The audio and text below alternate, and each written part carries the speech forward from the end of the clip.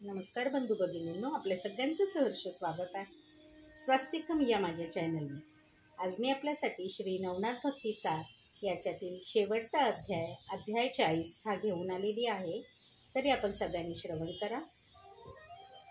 श्री नवनाथ चरणी प्रार्थना की आपला हा व्हिडिओ ज्या कुठल्या भक्तांपर्यंत पोहोचत असेल त्यांच्या आयुष्यामध्ये धन, संपदा, आरोग्य, त्यांच्या मनातील सर्व कामना पूर्ण होतात।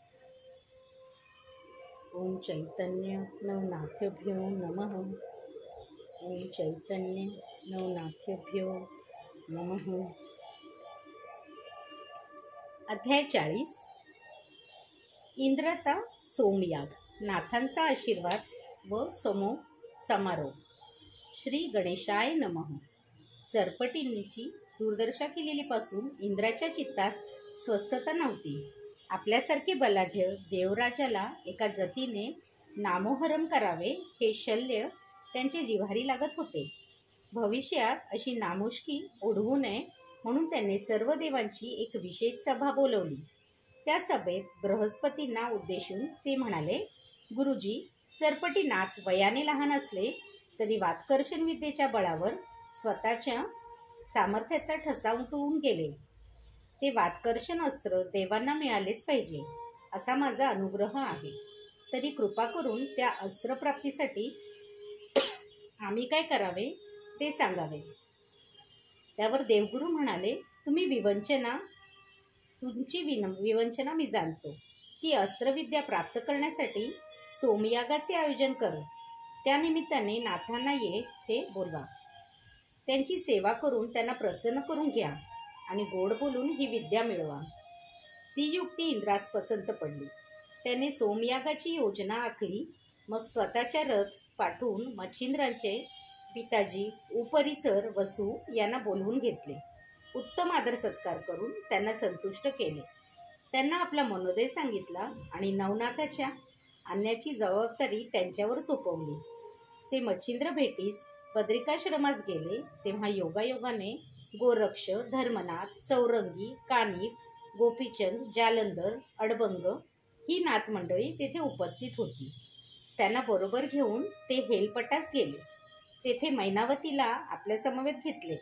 त्यानंतर वडवाळ गावातून नागनाथांना गौतमी तीरावर, भ्रतरीनाथांना अवंतीतून, चरपटीनाथांना विटे गावातून, रेवणनाथांना तसेच ठिकठिकाणी जाऊन 84 सिद्धांनाही बरोबर घेतले। ती सर्व मंडळी स्वर्गात आली तेव्हा इंद्राने स्वतः त्यांचे स्वागत केले, त्यांची उत्तम व्यवस्था ठेवली। मग बृहस्पती व मच्छिंद्र यांच्या सूचनेवरून सोमयाग सिंहलद्वीपात करण्याचे ठरले।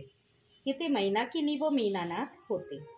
उपरिचर वसूंनी त्या दोघांची मच्छिंद्रांशी भेट घडवून मैनाकिनीस पूर्वी दिलेले वचन पाळले। नाथांनी त्या दोघांना आपल्यापाशीच ठेवून घेतले। यज्ञ सुरू झाला। नाथ आहुती देऊ लागले।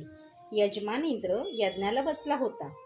त्या अवधीत मच्छिंद्रनाथांनी आपल्या जागी चौरंगी व अडबंगांना बसवले आणि वेळात वेळ काढून मीननाथांना अस्त्रविद्या शिकवण्यास सुरुवात केली। तेव्हा देवगुरूंनी इंद्राला सावध केले, म्हणाले, उपरिचर वसूंना यजमान करून तू मोकळा राहा। त्यांच्या सूचनेचा रोग जाणून त्याने आपल्या हातातील यज्ञकंकण उपरिचर वसूंच्या हाती बांधून त्यांना यजमान केले आणि यज्ञकार्यात जातीने लक्ष देऊन नाथांची सर्वतोपरी सेवा करू लागले। त्यावेळी त्याची भक्ती व आस्था पाहून त्यांचे मन संतुष्ट झाले। एकीकडे मच्छिंद्रनाथ मीनानाथांकडून विद्याभ्यास करून घेत असताना इंद्राने ते एकांत स्थान पाहिले आणि मोराचे रूप घेऊन तेथील एका झाडावर जाऊन बसला। मच्छिंद्रांनी मीनानाथास वाताकर्षण व वातप्रेरक अस्त्रे शिकवली। तेव्हा त्याने ते प्रयोग नीट लक्षात ठेवले। वर्षभर चाललेल्या त्या यज्ञकर्मात इंद्रानेही आपला अभ्यास संपवला। बृहस्पतींची युक्ती अशा प्रकारे सफल झाली। यज्ञ सांगतेनंतर अग्रपूजेची विधी संपन्न होताच इंद्राने सर्व नाथांची क्षमा मागून मच्छिंद्रनाथांनी मीननाथांना शिकवलेले सर्व ज्ञान आपण मयूर रूपात कसे प्राप्त केले ते सांगितले आणि त्या विद्येस वर देऊन ती फलद्रूप करावी अशी विनंती केली. तेव्हा संतापलेल्या नाथांनी त्या प्रमादाला दंड म्हणून कपटाने हस्तगत केलेली ती विद्या कधीही फलद्रूप होणार नाही असा शाप दिला. त्यामुळे त्याचे तोंड उतरले. तेव्हा बृहस्पती व उपरिचर वसू यांनी नाथांची स्तुती करून त्याला उपशाप देण्याची विनंती केली.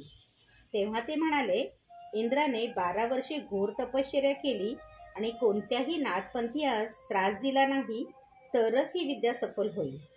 ते ऐकून इंद्राला हायसे वाटले.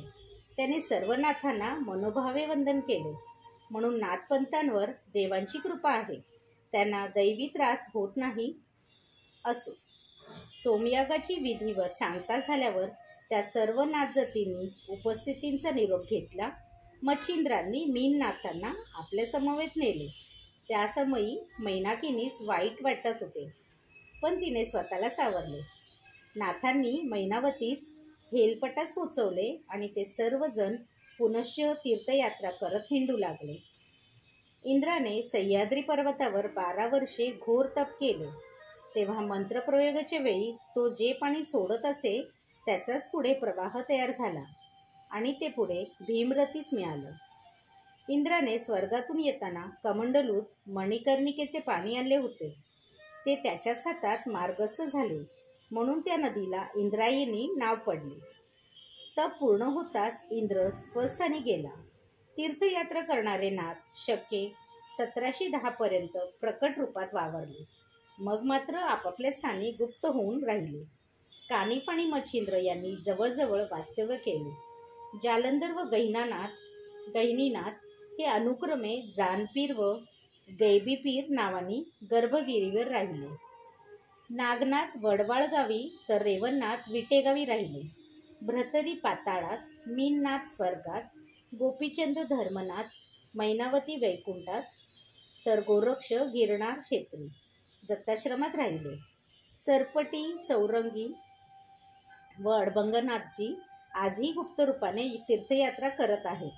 पुढील काळात नाथकृपेने जे 84 सिद्ध निर्माण झाले त्यांनी नाथपंथांचा प्रचार प्रसार करून तो भरभराटीस आणला. श्रीकृष्णार्पणमस्तु. शुभं भवतु, शुभं भवतु, शुभं भवतु.